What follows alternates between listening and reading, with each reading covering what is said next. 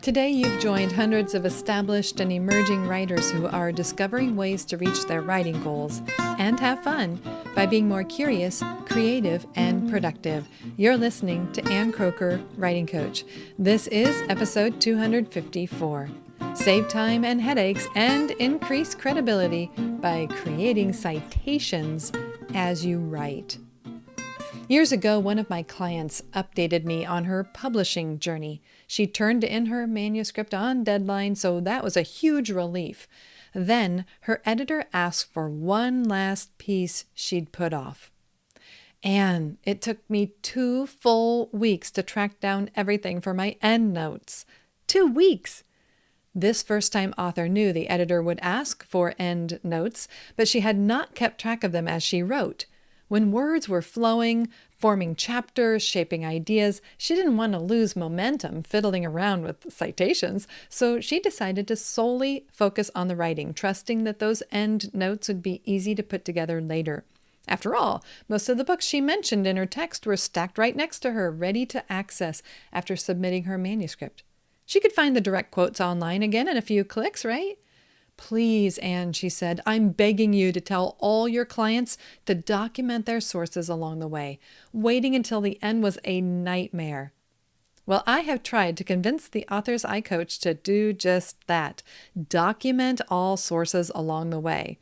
More specifically, I recommend they create a citation at the moment they mention it in their draft, or at the latest, create it before stepping away from that writing session. You think you'll come back to it the next morning, but it's easy to push off until later and later and later. And then your editor calls and you have to pull them together to submit a few days later. Now, it's a pain to track these bits of information. Author Joanna Russ once wrote, "I once asked a young dissertation writer whether her suddenly grayed hair was due to ill health or personal tragedy. She answered, 'It was the footnotes.'" It's tempting for authors to think of citations as a necessary evil, aging us, plaguing us, but in reality, they're a gift to our readers. They can dig deeper into the topic we introduce by visiting the websites, books, and podcasts we mention. Citations are also a gift to us. Heaven knows we want to avoid accusations of plagiarism, adhere to copyright laws, and make good faith efforts to track down the origin of a quote or statistic. I'm not a lawyer and I can't give legal advice, but giving credit where credit is due is a step in the right direction. A good start is to include attribution for direct quotes, paraphrased quotes, summarized ideas and information that aren't common knowledge, and paraphrased ideas and information that are not common knowledge, and any idea, statistic, framework, or content you didn't develop yourself.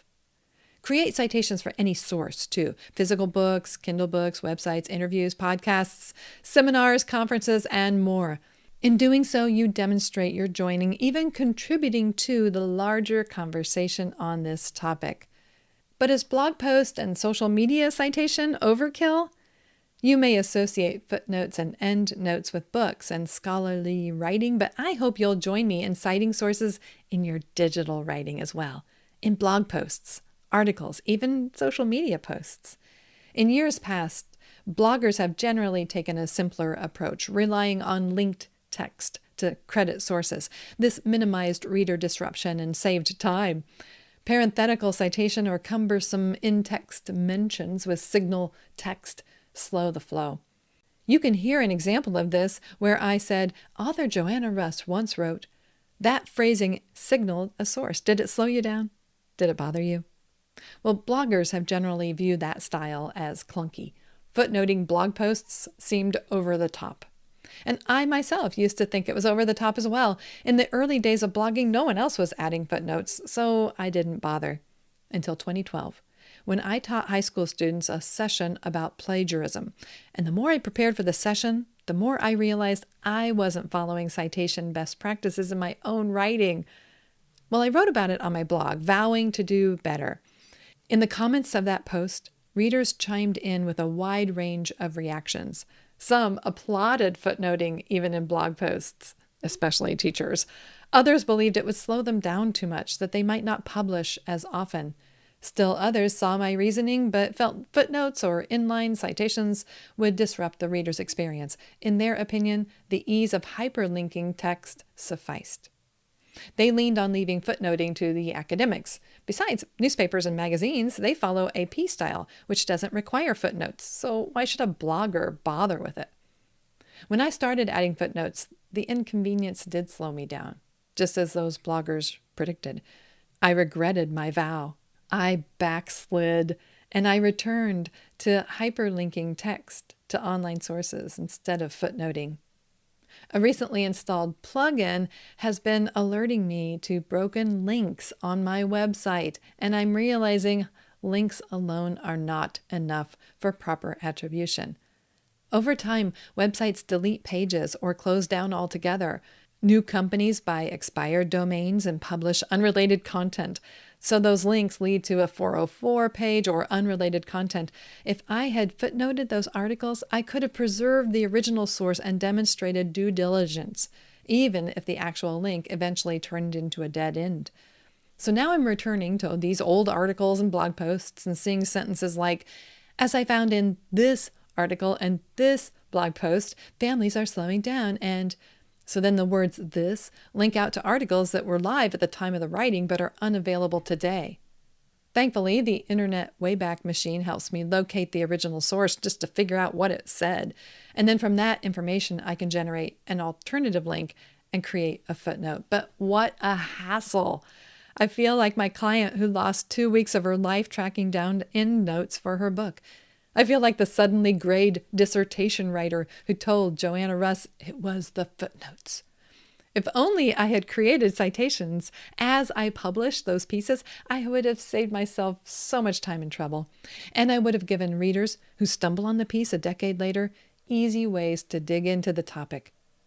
When I see others cite their sources, I view them as more credible because they reveal the writers on whose shoulders they stand. Readers see us as more credible and ethical too when we clearly point to our sources. While inconsistent, I'm trying to improve. By including my sources, my readers can trace back to the writers on whose shoulders I stand. Whether you're an author drafting your manuscript or a blogger writing weekly posts, I hope you'll consider citing sources as a new best practice. Just get started. Don't worry about doing it perfectly or updating years of existing posts. Just start with your next post and use apps that generate citations with the click of a button. When you build it into your workflow, you'll see it's not such a hassle, and I hope you'll find in time that it's worth the effort. Now, since there's no easy way to add footnotes to a podcast, be sure to visit the show notes to see where I found that Joanna Russ quote.